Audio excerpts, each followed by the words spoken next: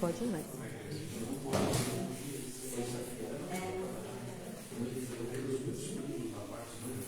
Boa noite a todos. Perdoar-se. Perdoar-se é não viver se martirizando por este ou aquele deslize cometido, mas também não é ignorá-lo de todo.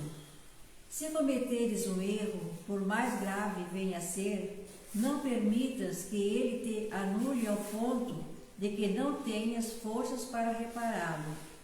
Perdoar-se é obter carta de alforria da própria consciência, que apenas te irá concedê-la quando com ela houveres quitado os teus débitos. Acautela-te, no entanto, para que a excessiva complacência contigo não te endosse a conduta em novas quedas e equívocos. O perdão ilimitado que nos aconselha Jesus é para ser aplicado em relação aos outros e não de nós para nós mesmos. Que assim seja. Prece inicial.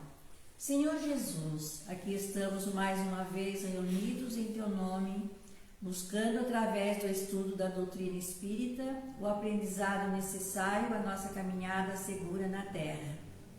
Pedimos, como sempre o fazemos, a Tua proteção, o amparo dos amigos espirituais que nos dirigem esta tarefa, de modo a que possamos ter o máximo de aproveitamento no encontro desta noite.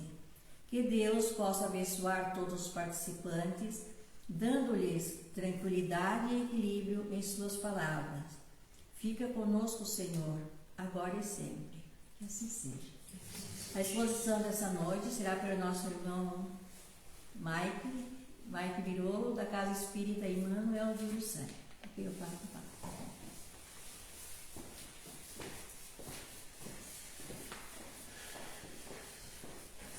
Bom, boa noite a todos, né? Boa noite a todo o povo corajoso de Lauro Miller que saiu de casa com firmeza para vir para a exposição. Eu acho que a gente nem vai falar de bom ânimo, né? Porque para vocês terem saído de casa com esse filho para vir uma palestra, vocês estão cheios de bom ânimo. É chover molhado falar de bom ânimo para vocês hoje, né? Mas como a gente trouxe esse tema para a exposição, vamos falar de bom ânimo, porque afinal de contas, o bom ânimo ele é fundamental para a nossa jornada evolutiva nesse planeta. Ele representa a força da nossa fé, da nossa esperança, da nossa confiança no processo de aprendizado e crescimento espiritual que cada um de nós está vivendo nessa atual encarnação. Quando a gente tem bom ânimo, a gente não se deixa abater muito facilmente pelas adversidades, pelas dificuldades que cada um de nós vai acabar enfrentando nessa vida. Então o bom ânimo, ele nos dá o quê? Ele nos dá coragem, ele nos dá esperança, ele nos dá determinação para que a gente consiga passar por todos os obstáculos. Então quando a gente cultiva o bom ânimo, a gente cultiva a esperança, a gente cultiva a fé, a resiliência, a alegria, para enfrentar todas essas situações que acabam passando pela nossa frente, pela nossa vida. Todas elas boas e as ruins também. Quando nós temos bom ânimo, tudo aquilo que nós nos propusermos a fazer, a gente vai fazer da melhor maneira possível. Quando a gente está muito animado para fazer alguma coisa, é difícil alguém que venha e diz, isso não vai dar certo. Não. Vamos porque vai dar certo. Tem que sempre ter, né? Às vezes, um animado pelo menos. Um que seja extremamente positivo para fazer com que os outros sigam o seu exemplo. Então, quando a gente está animado, a gente vai fazer as coisas da melhor maneira possível e a tendência é que tudo dê certo. E como eu falei, a gente cultivando o bom ânimo, a gente cultiva a esperança, a fé, a resiliência, a alegria, e é onde eu queria chegar, na alegria. Que afinal, ter bom ânimo deveria nos tornar seres mais felizes, mais positivos. Só que nem sempre é assim. Para que a gente consiga disseminar essas ondas de positivismo ao nosso redor, é fundamental que muitas vezes nós tenhamos palavras de apoio, de incentivo, um elogio para as pessoas que convivem conosco no nosso dia a dia. E aí eu pergunto, a gente faz isso? Eu convido a reflexão, que cada um de nós procure lembrar qual foi a última vez que a gente elogiou alguém, que a gente incentivou alguém, mas aqueles elogios sinceros, não elogio vazio, sem segundas intenções, sem obter vantagem sobre isso. Qual foi a última vez que a gente elogiou e incentivou as nossas esposas, filhos, o seu marido, essas pessoas que a gente convive e compartilha o nosso dia a dia?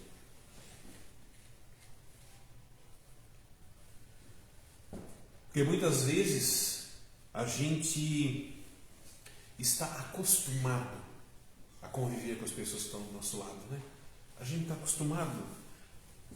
E a gente esquece muitas vezes de enaltecer, de notar as boas atitudes, as qualidades que a pessoa tem, tudo aquilo que ela faz de bom durante o dia a dia. Muitas vezes com a desculpa de dizer que os dias estão corridos, que a gente não tem tempo para mais nada. Mas também é verdade que a gente nunca procura tempo, né? A gente não procura. Eu não tenho tempo. Os dias estão corridos. Conversa com é correria daqui, é correria dali. E de fato os dias parecem assim mais corridos, né? Mas a gente usa muitas vezes a desculpa de que por conta da correria a gente não repara nas pessoas que estão do lado da gente. E aí, por estar acostumado com as pessoas que estão do lado da gente, a gente não elogia, a gente não faz uma observação positiva. Agora, se for uma crítica, a gente faz. Agora, o elogio, não. Muitas vezes a gente julga que a pessoa que está junto da gente, talvez por compactuar da vida da gente, da rotina da gente, ela não queira ouvir um elogio, não queira ouvir, né, um agrado, um incentivo. A gente acaba não prestando atenção a quem está próximo da gente. Jesus diz que a gente tem que amar o próximo, mas muitas vezes o próximo está muito mais próximo do que a gente imagina, né? E a gente não se dá conta. Eu já peguei espírita dizendo que Jesus diz que a gente tem que amar o próximo porque o da vez não está dando para amar, né? Então a gente vai tentar, na próxima encarnação, amar o próximo, porque esse aqui está difícil. Mas é esse realmente que nós temos que amar. Por quê? Nós não estamos convivendo juntos por acaso. Nós estamos ali por uma finalidade que muitas vezes a gente só vai entender depois que a gente desencarnar. Mas enquanto estivermos juntos, que a gente procure proceder da melhor maneira possível. Então, quando a gente fala, Nina, de alegria, cultivar a alegria, não é só a nossa alegria. Nós não podemos ser egoístas. Eu estando alegre, eu estando feliz, está bom, não importa o outro. Não. Se a gente cultiva a alegria da gente, a gente tem que cultivar a alegria das pessoas que estão junto da gente. Porque essa vibração que a gente acaba proporcionando através da alegria, da felicidade, melhora o quê? Melhora o nosso ânimo, melhora a nossa vontade de realizar as coisas. Então a gente não pode ser um alegre e um feliz egoísta, pensar somente em mim, somente no meu bem-estar, somente na minha alegria. Não. A gente tem que pensar que, estou legal, eu vou fazer com as pessoas que estejam do meu lado e também sintam a mesma coisa e também fiquem assim. Então é disseminar essa alegria, essa felicidade, esse bem-estar e esse ânimo ao redor de todos nós. Então nós não podemos ser, nesse ponto, relapsos e temos que disseminar, temos que compartilhar, temos que dividir isso. Porque quando as pessoas que estão do nosso lado também estão felizes, as coisas que nós nos propomos a realizar tendem a dar certo, com muito mais facilidade, com muito mais leveza.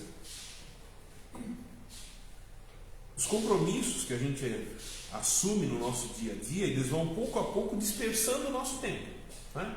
A gente acaba pegando um compromisso aqui, outro compromisso ali, e a gente vai despendendo tempo aqui, tempo ali, tempo lá. E muitas vezes essas dispersões, essas distrações que nós acabamos arranjando, servem também como um teste para cada um de nós.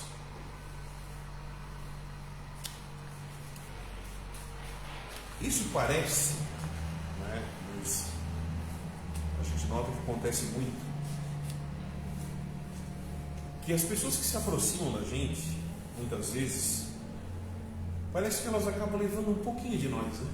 Um pouquinho da nossa energia. Se a gente pode dizer assim, muitas vezes a gente tem aquela pessoa que chega do teu lado, às vezes te bota para cima, tem aquela pessoa que às vezes chega do teu lado que te deixa, né? Tu começa a bocejar, bate um sono, uma coisa assim que te bota para baixo. Mas aí, eu digo assim, quando nós nos aproximamos da outra pessoa, o que nós gostaríamos que ela levasse da gente? Que ela levasse coisas boas. Que bom se alguém chegasse perto da gente e dissesse assim, nossa, eu estive ali conversando com tal pessoa, putz, eu saí tão bem, me fez tão bem, me senti legal. Ou a gente vai preferir o quê? Fui lá, conversei lá com o Biru, meu Deus do céu, eu saí com meus braços arrastando no chão, eu tive que me sentar que senão eu ia pagar. Isso é responsabilidade nossa. Somos nós que modificamos a energia que temos em cada um de nós. Então, nós temos que sempre nos esforçarmos para termos o quê? Um bom ânimo.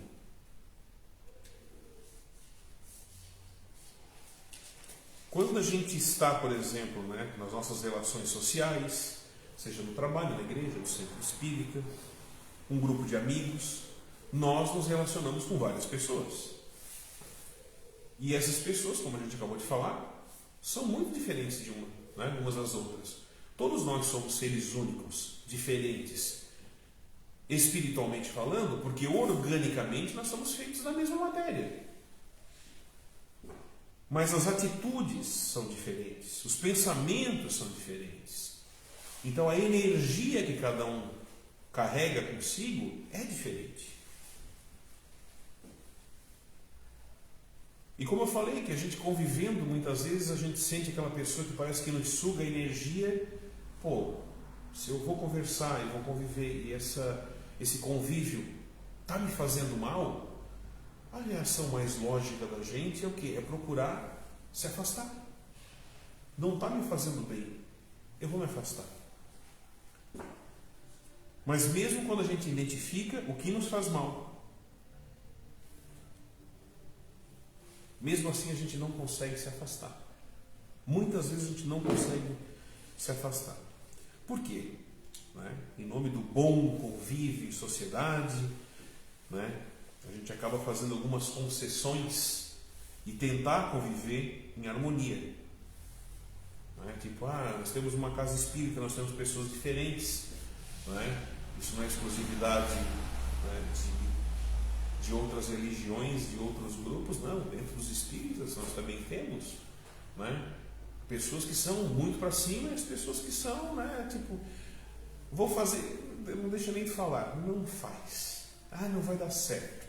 Tem as pessoas que te colocam para baixo. Bom seria se a gente pudesse se afastar, mas muitas vezes a gente tem que fazer concessões, porque aquela criatura que está ali convivendo contigo, mesmo que te faça mal, ela não está ali por acaso. E quando a gente faz uma concessãozinha só ou outra, até vai. Só que muitas vezes a gente acaba fazendo concessões inúmeras, elas vão se multiplicando,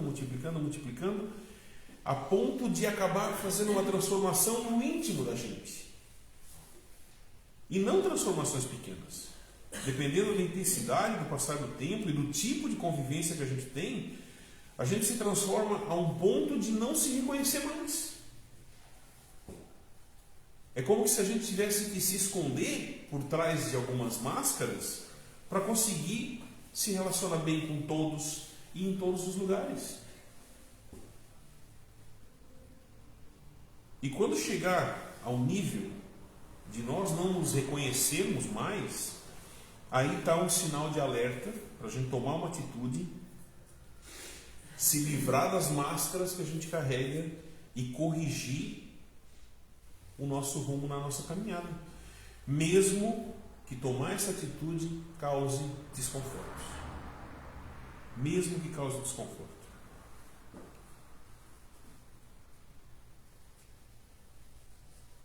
A gente tenta, da melhor maneira, conviver com todas as pessoas. Mas a gente tem que lembrar que, se estamos encarnados nesse plano, é porque somos seres imperfeitos. Por mais que a gente tente, muitas vezes, modificar alguma coisa dentro da gente, a gente não vai conseguir. Mas o simples fato de, muitas vezes, a gente tentar essa modificação, tentar essa transformação, a gente já está no caminho do progresso. A gente reconhece uma imperfeição que a gente tem. Vou combater, mas eu não consigo. Mas no teu íntimo tu sabe que tu precisa e tu estás tentando. Então quando a gente tenta, a gente já está em progresso. Conseguir é outra história. Mas cruzar os braços e dizer, não, eu não consigo mudar isso e vou continuar assim, não, né? A gente tem que procurar caminhar. E quando a gente fala ali, eu falei dessas máscaras que a gente acaba, né, utilizando no nosso dia a dia, eu queria convidar cada um de vocês para fazer um exercício fácil. Parece fácil, mas será que é? Que a gente consiga tirar alguns minutos do nosso dia. Mas eu falo de minutos e não é muito tempo, tá? 2 minutinhos de manhã, 2 minutinhos à noite. É possível? Em teoria, sim. Né? Vai fazer falta no nosso dia 4 minutos? Não vai, né? Eu acho que não. Eu acho que dá para fazer. Né? 2 minutos de manhã, dividido, né? Para não fazer muita falta. 2 de manhã e 2 no final do dia. Então o exercício, ele é simples. Sozinho, procure um ambiente tranquilo na tua casa, que tenha um espelho.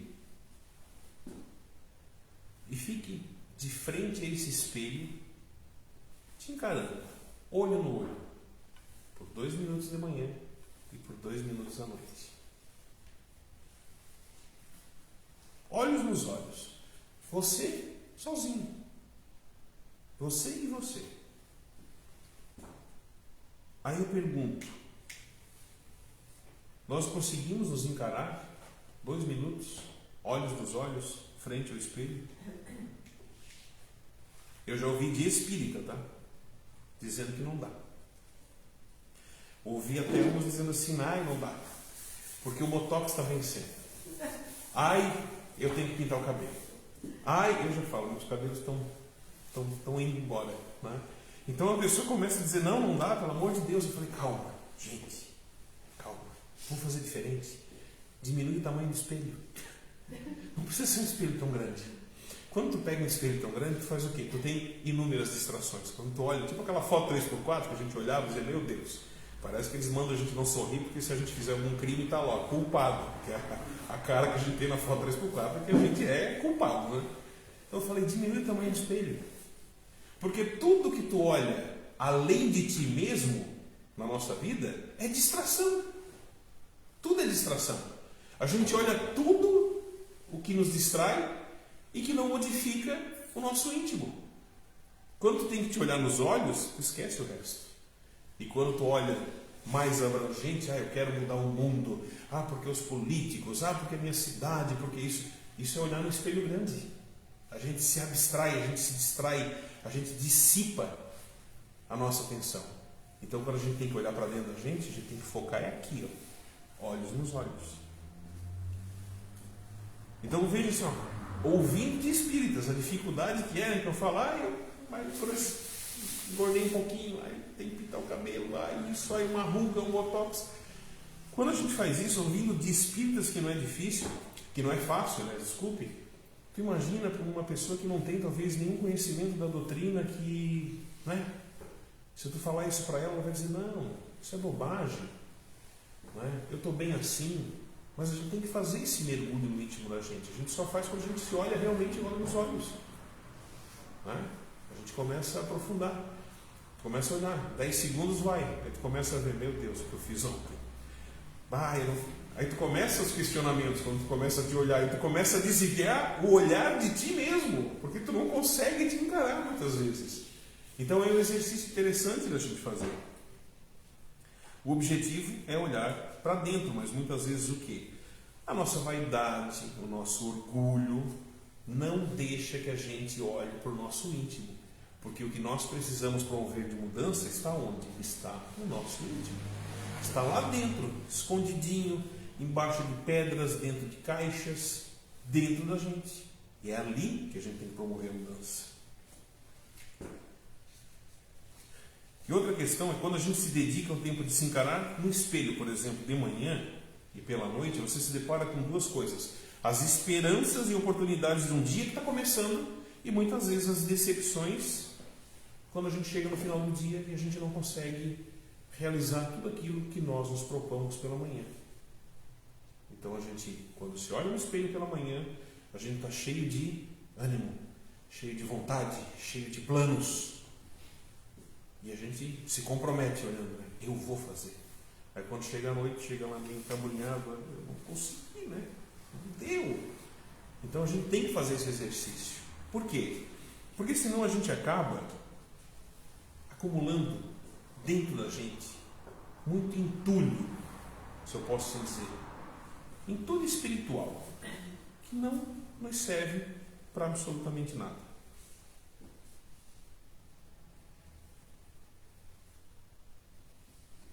Essa oportunidade que nós temos ali, né, de olhar nos nossos olhos, muitas vezes também é uma oportunidade que nós temos de nos reconectarmos, de nós entendermos quem somos, para o que viemos, qual a nossa missão. Então, mergulhando no nosso íntimo, a gente entende quais são os nossos verdadeiros objetivos para conosco, para as pessoas que nos cercam, para as pessoas que convivem com a gente, seja na nossa família, no nosso lar, seja com os nossos colegas de trabalho, com os nossos amigos, né? E sempre o principal, com cada um de nós. E quando eu falo em entulho que a gente acaba carregando dentro da gente, muitas vezes tem o que ali? Tem mágoa, tem rancor, tem ódio, tem inveja, tem ressentimento, que a gente acaba carregando dentro da gente e que não nos ajudam em absolutamente nada. Se a gente pode fazer uma escolha da nossa caminhada espiritual e está lá, carregar um peso inútil ou leve, muitas vezes a gente acaba escolhendo carregar um peso inútil porque a gente ainda é muito vaidoso, porque a gente ainda é muito orgulhoso, porque a gente ainda é muito rancoroso e a gente acaba, né? Tipo, eu quero me tornar uma pessoa melhor, mas eu tenho aquele rancor com um familiar, com um parente, com um amigo, às vezes desde a época do colégio.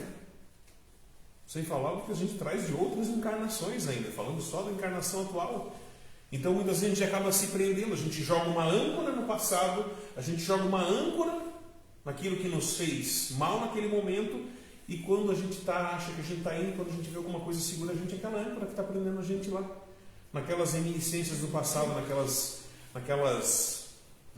fatos, naqueles acontecimentos que não foram legais. Então a gente tem que procurar se livrar desse entulho, deixar para lá e seguir em frente. E quando a gente acaba se encarando olho no olho, a gente não tem como usar uma máscara. Ali a gente está despido. E eu falo máscaras porque a gente tem que, muitas vezes, a gente tem que usar várias durante o dia. Seja no trabalho, seja na família, seja com os amigos, seja na casa espírita, que a gente vê muitas vezes. Eu sempre falei, a gente usa essas máscaras em nome do quê? Em nome do respeito e do bom convívio em sociedade. Mas muitas vezes a gente acaba fazendo o quê?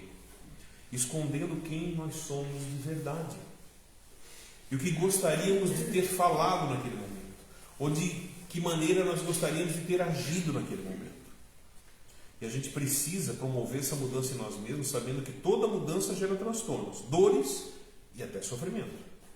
Mas que elas são absolutamente necessárias. Não é fácil, mas é necessário para o nosso crescimento espiritual. Quando eu cheguei aqui eu já percebi, né? A casa ficou bonita, né? A reforma. Dei os parabéns. Mas aí, tu falou, a gente teve que interromper com as palestras um tempo para fazer a obra.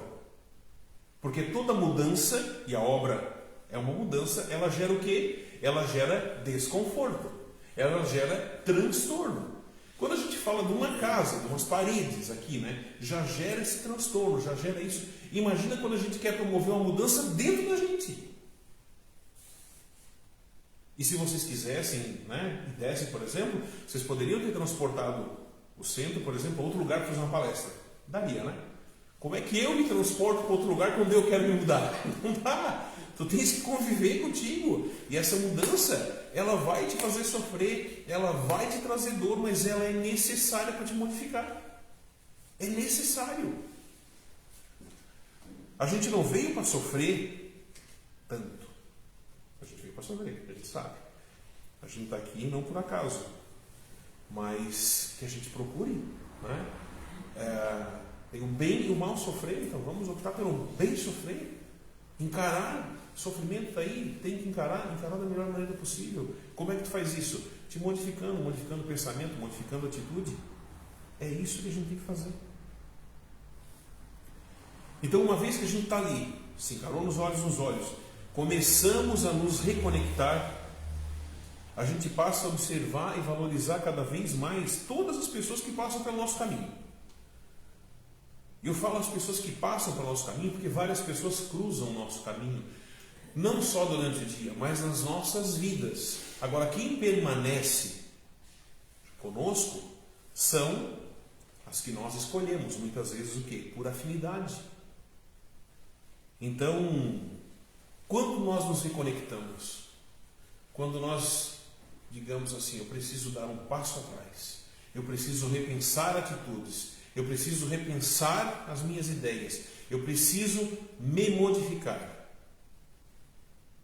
Tu começa a observar muito mais toda pessoa que cruza no teu caminho e as que estão no teu derredor.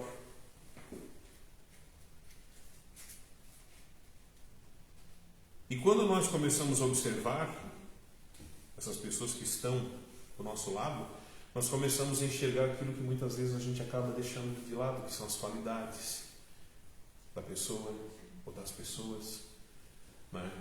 A bondade. E aí a gente começa a enxergar o outro lado, não só o lado da crítica, que o lado da crítica nós temos muito aguçado, né? Se for para criticar, nossa, nós temos, dentro do movimento espírita, a gente não podia dizer isso, né? A gente gostaria de não dizer isso, mas dentro do próprio movimento espírita nós temos as pessoas que muitas vezes cruzam os braços, mas elas estão ali. Eu não vou me envolver. Por quê? Porque se não der certo, eu serei implacável. Infelizmente é assim. Mas aí o problema é meu? Não. Eu vou fazer sempre a minha parte, da melhor maneira possível. Então, quando a gente se reconecta, a gente começa a perceber as pessoas que estão do nosso lado, nós começamos a nos tornar mais felizes, mais alegres. E sendo alegres, a gente vai encontrar e viver os momentos de felicidade, para que venha contribuir ao nosso bom ânimo, né? Kardec definiu que a nossa felicidade será proporcional em relação à felicidade que nós proporcionarmos para os outros. Então ele diz, né, que nós seremos felizes se nós fizermos também o próximo feliz. As pessoas que estão ao nosso redor felizes. E como que a gente consegue fazer as outras pessoas felizes? É simples. Basta que a gente se coloque no lugar do outro. Basta que a gente faça ao próximo aquilo que gostariam que fizessem a nós. A receita é simples. Mas o ser humano tem uma capacidade de problematizar tudo, que às vezes até as coisas simples de fazer a gente consegue fazer porque elas sejam difíceis de realizar. Mas é simples. Te coloca no lugar do outro. Faz ao outro aquilo que tu gostaria que fizesse.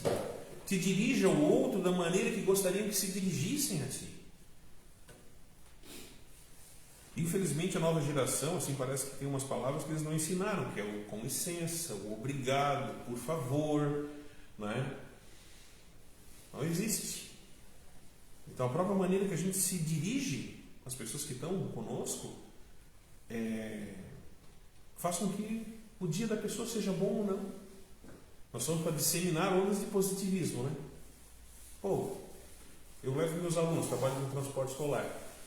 Cada um que entra, de 4 aninhos até 12, que temos uma que eu levo, assim, são bem novinhos, assim, eles quase não gritam, não fazem festa, mas todos eles que entram, boa tarde. E quando vão embora, tchau, eles, tchau.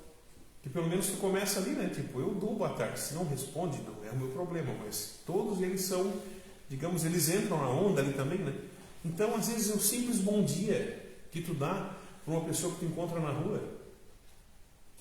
Há 30 anos atrás, tu cruzava na rua com qualquer pessoa, todo mundo se cumprimentava, né? Bom dia, boa tarde.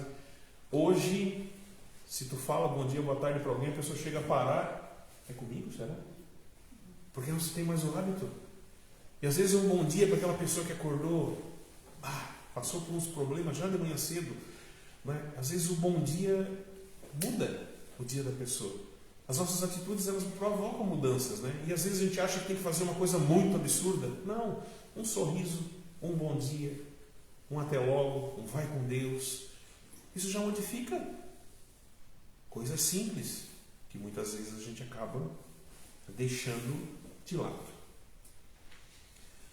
Até agora a gente falou de ânimo, né? De bom ânimo, mas também existe, né, o antagonismo, né? Que é o desânimo, que muitas vezes ele acaba por se abater por cada um de nós, ou sobre cada um de nós. Desânimo que diminui o quê? A nossa motivação, aumenta a nossa falta de esperança, que nos tornam muitas vezes seres apáticos, entediados, indiferente a tudo, indiferente a todos, e principalmente indiferentes com nós mesmos. Nos sentimos tristes, sem esperança, sem energia. Mas e aí? Tudo bem? Não, né? Temos que trabalhar nessa transformação. Mas quais são os motivos que nos levam muitas vezes ao desânimo?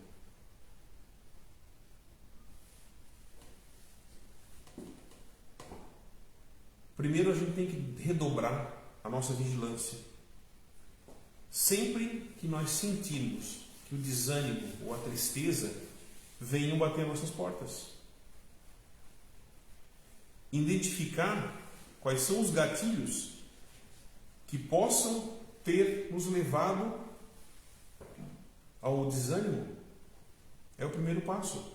O segundo e mais importante qual é? Combatê-lo. Eu sei qual é o gatilho, eu sei o que me deixa mal, eu sei aquilo que eu tenho que evitar, então eu vou evitar. Então a gente tem que fazer o quê?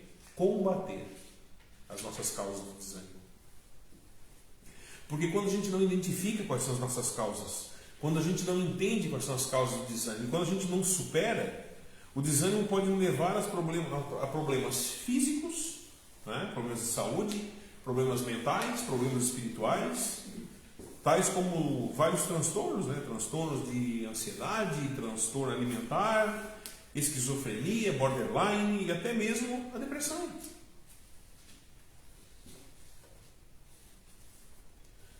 E quando a gente fala de depressão, por exemplo, né?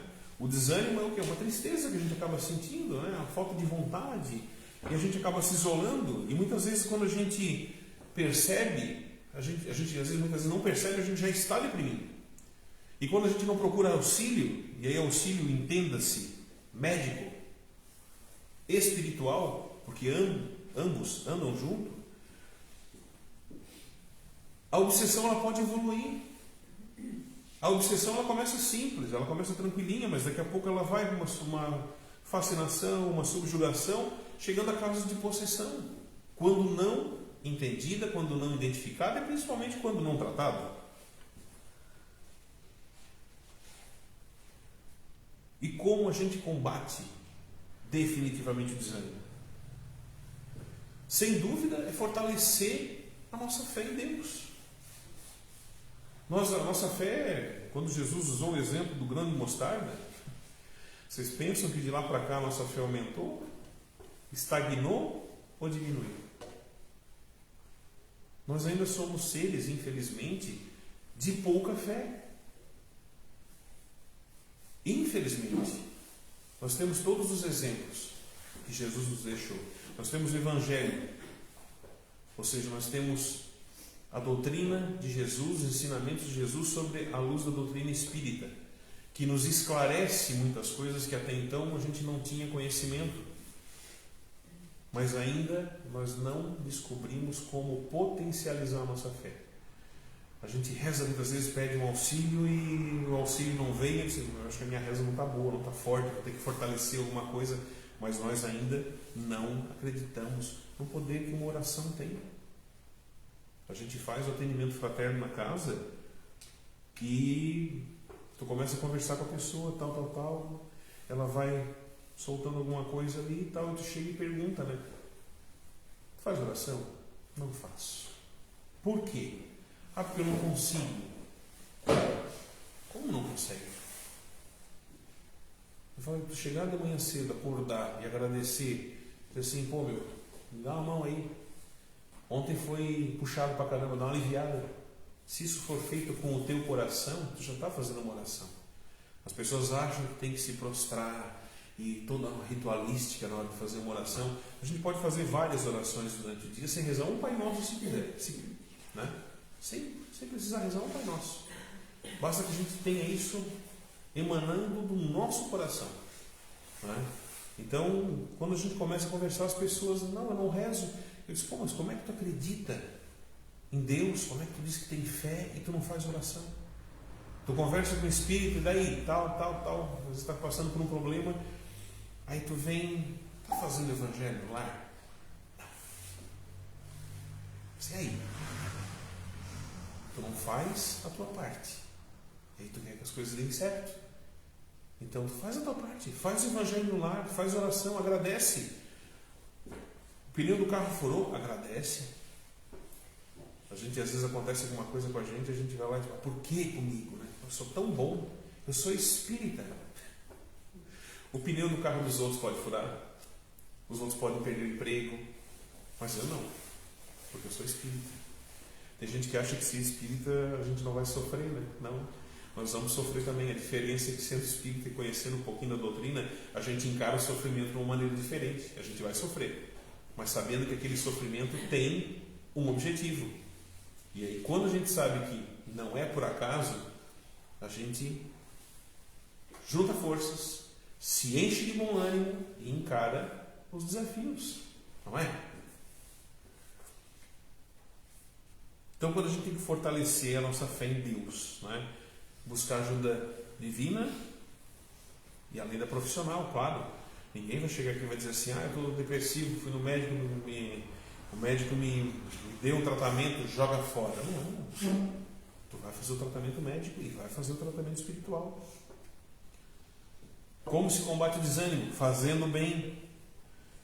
Se envolvendo em atividades que tenham um propósito, que tenham um significado, que tragam esperança para alguém. Orar, vigiar, isso é batido, né, com o espírita. Instruir-se, né, como diz o recado dos espíritas, amai-vos e instruí-vos. Praticar caridade desinteressada. Eu vou ajudar porque eu pretendo ajudar, porque eu devo ajudar, mas não porque isso vai me render frutos lá na frente. Praticar caridade desinteressada. Essas são algumas ferramentas que a gente tem para combater essa tristeza e o desânimo. Mas para evitar também o desânimo, a gente tem que muitas vezes ressignificar algumas coisas na nossa vida. Nós temos que começar a pensar de uma maneira diferente. Quem falou, eu vi isso, eu estou fazendo, não estou plagiando quando a gente diz de onde veio a fonte, mas o Pepe Mujica, que foi presidente do Uruguai, desencarnou esse ano.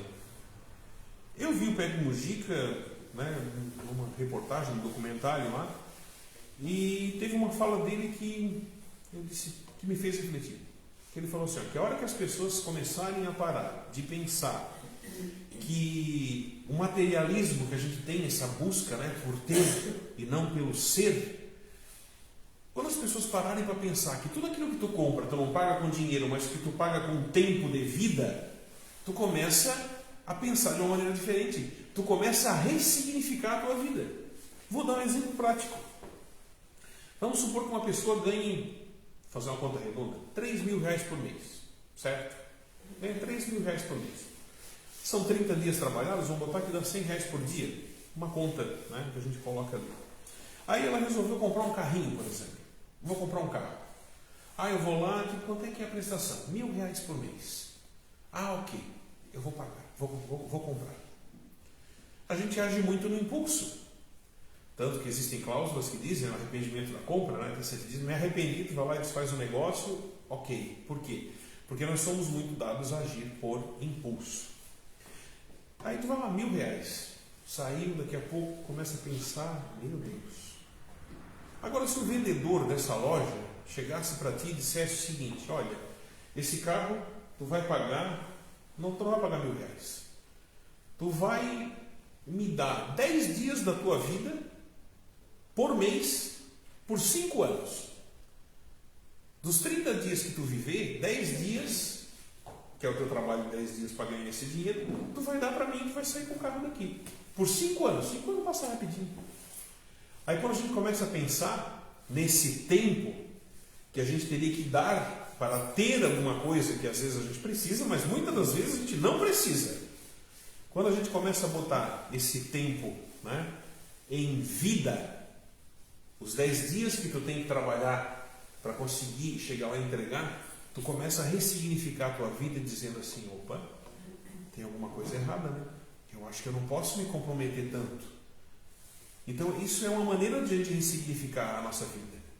A dar valores ao que de fato tem valor. O tempo que a gente acha que não vai fazer falta. E faz muita falta. Então uma das maneiras da gente ressignificar a nossa vida é fazer esse pensamento, porque muitas vezes as pessoas acabam se metendo em alguma situação, né? E aí daquilo ali, por exemplo, beleza, 1 mês, 2 meses, pagou aquela continha, tal, daqui a pouco aconteceu ele ficar doente, o carro quebrou, atrasa a conta, a pessoa começa a entrar o quê? No processo de tristeza. O ânimo se vai, a vontade se vai, daqui a pouco ela está depressiva, daqui a pouco chega um ponto que ela não consegue mais pagar, e a vergonha, isso e aquilo, e orgulho, a gente sabe até onde acaba levando. Às vezes por uma decisão que a gente tomou mal lá no início. Porque nós não pensamos, nós não ressignificamos e a gente não deu real valor àquilo que de fato tem valor, que é o tempo. Então essa é uma maneira da gente se livrar do desânimo. E de lá na frente, a gente, digamos assim, olhar para trás e dizer, eu fiz uma boa escolha. Isso a gente tem que fazer. Aí vamos supor que a gente, não vou dizer zerou a vida, mas vamos supor que a gente conseguiu, né, levar a nossa vida com leveza, a gente está feliz, a gente está cheio de bom ânimo, animado com a vida, animado com as pessoas. Isso significa que a gente vai estar livre de provação e sofrimento? A gente vai estar livre de pessoas muitas vezes amargas que passam no nosso caminho? A gente vai estar livre de motivos e situações em que a gente vai ser colocado à prova? Não. Longe disso. Mas quando essas situações, essas provações, as pessoas, tudo isso cruzar o caminho da gente, a gente vai saber como lidar. Basta que a gente lembre de uma frase de Jesus, que quem escreveu, quem transcreveu foi João, capítulo 16, versículo 33. No mundo tereis aflições, mas tende bom ânimo, eu venci o mundo.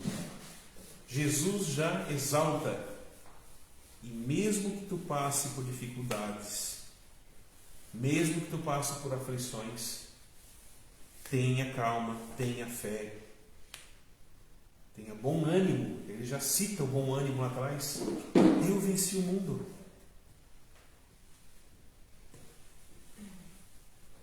Eu venci o mundo. É uma frase forte, de Jesus. Quando ele fala, no mundo tereis aflições. A nossa vida é frequentemente marcada por dificuldades, por dores e por sofrimento, muitas vezes culpa de nós mesmos que procuramos isso. Mas tenha de bom ânimo, tenha coragem, tenha fé, tenha esperança, que mesmo diante de qualquer obstáculo, tudo vai dar certo. Eu venci o mundo.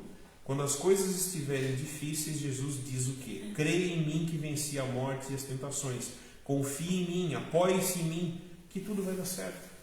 Então os ensinamentos de Jesus, quando bem entendidos e principalmente quando bem aplicados, eles nos passam o quê? A serenidade e a calma que a gente precisa para enfrentar essas situações. Lembra? No mundo tereis aflições, mas tem de bom ânimo. Eu venci o mundo. Ter fé e confiar em Jesus nos nossos momentos mais difíceis é o que Ele nos pede. Os problemas, as provações, as angústias, as dores que a gente experimenta nas nossas vidas são as provas às quais nós somos submetidos.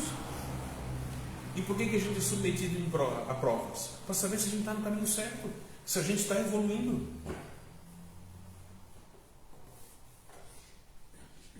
Nós vamos passar por aflições?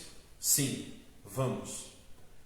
Mas nós não vamos ficar presos a essas aflições se nós tivermos exemplo de Jesus a nos fortalecer e a dizer: creia em mim que vai passar. Nós vamos passar por provações. Nós não vamos ficar presos a essas provações, desde que a gente tenha fé. Então assim, gente, vamos olhar para nós mesmos, os nossos familiares, esposa, marido, filhos, e vamos começar a sorrir mais. Já perceberam que a gente sorri pouco? Vocês já perceberam que essa correria dos nossos dias, eles acabam muitas vezes por nos endurecer, ou melhor, por nos embrutecer. A gente não ri mais tanto. Procure reconectar-se com você mesmo. Urgentemente. Volte a fazer aquilo que te deixa mais leve, que te faz mais feliz, que te deixa mais sorridente. Quantas coisas a gente já abriu mão da nossa vida? Que a gente fazia, que nos faziam bem, mas aí a correria fez com que a gente deixasse de fazer determinada coisa. Um hobby, né? Uma viagem. Pode ser curtinha, subir a serra ali, tremer de frio lá em cima, olhar a neve e voltar. A gente deixa de fazer as coisas que nos fazem bem. Aqui mesmo, nessa noite, olhando para cada um de vocês, né? A gente vê o quê? A gente vê semblantes muitas vezes carregados. Uns carregados do quê? De cansaço. Outros de contrariedade. Eu não queria nem estar aqui. Aqui não, tá? Tô brincando. Eu fiz uma palestra outro dia, eu tinha uma pessoa, eu falei assim, ó. Eu falei justamente isso. Tem pessoas que estão ali cansadas muitas vezes, né? Aquele semblante cansado, carregado de cansaço. E outros de contrariedade. Eu não queria nem estar aqui. O rapaz lá atrás levantou a mão. A mãe do lado deu um tapa. Baixa a mão, guri. Isso é verdade? Eles começaram a discutir. Ele não queria estar ali. Mas estava. Eu falei assim, bom, né? Tem o semblante carregado muitas vezes de dor. Mas poucos semblantes que a gente vê de felicidade. Sorriso mesmo a gente só vê se a gente instiga.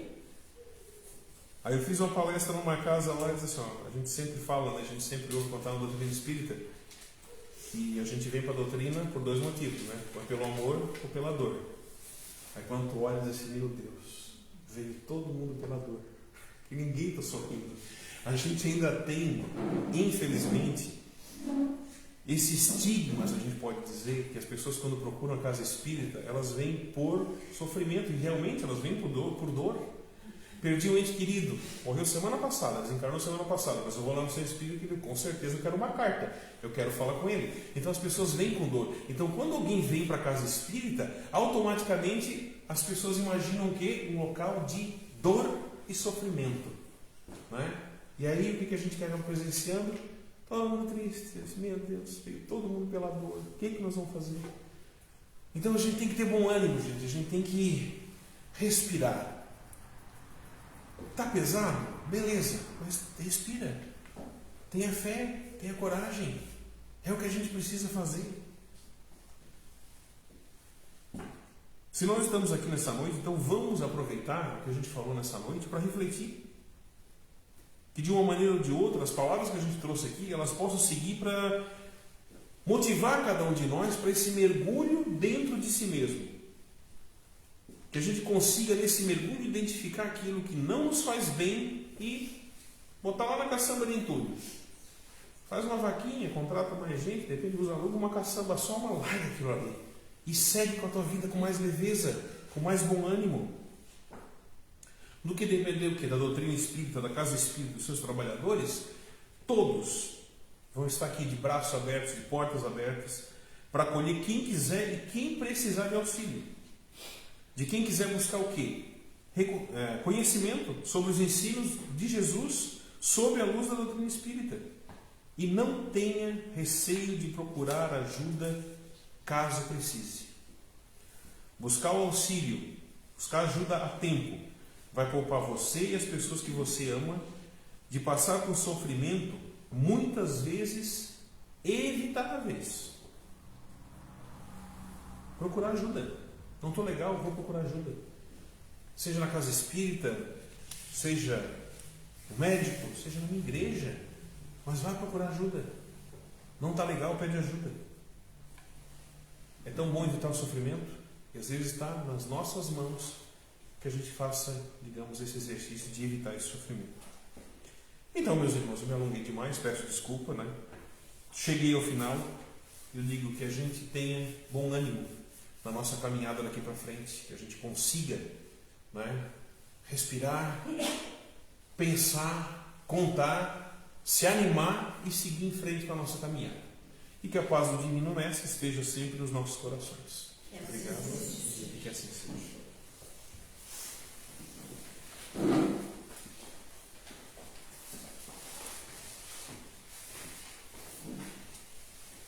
Obrigada, irmão, pela exposição. Muito bom. Prece final. Querido Deus, pedimos que nos abençoe e nos auxilie na compreensão dos desígnios que a vida nos oferece como caminhos de evolução constante para junto de Ti. Faça com que possamos compreender cada vez melhor o centro de ensinamento de Jesus, seja no Teu testemunho de vida, seja em seus ensinamentos. Que aprendamos a amar sempre, e que esse amor possa modificar-nos gradativamente para melhor. Em nome de Jesus, Pai, Te oferecemos nosso louvor e nossos corações. Que assim seja.